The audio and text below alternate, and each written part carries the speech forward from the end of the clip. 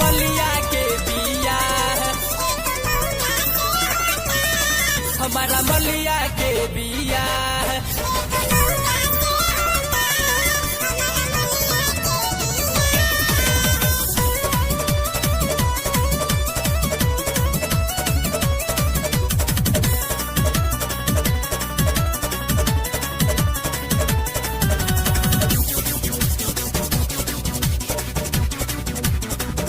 कैसे कहिए भाई हमारा दुख बड़ी होता, कैसे कहिए भाई हमारा दुख बड़ी होता।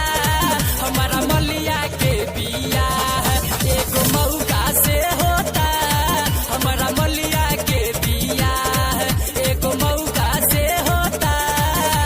कैसे के कहिए भाई हमारा दुख बड़ी होता, कैसे के कहिए भाई हमारा दुख बड़ी होता।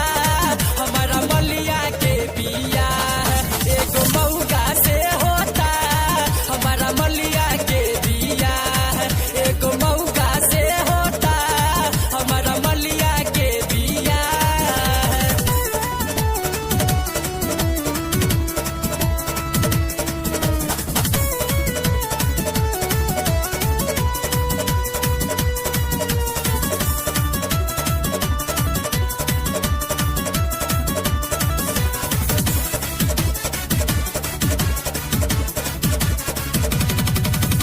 फोन को के हमरा से कहली वो से ना होई गुजारा हो, माहू रेखा के हम मरी जाई पे बातें कहिले सारा हो, बातें कहिले सारा हो।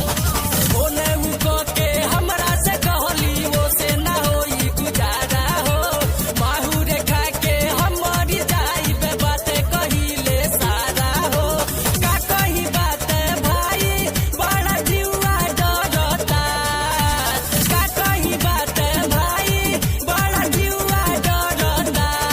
हमारा मलिया के बिया एगो मौका से होता, हमारा मलिया के बिया एगो मौका से होता, हमारा मलिया के बिया। मलिया के बिया हमारा मलिया के बिया।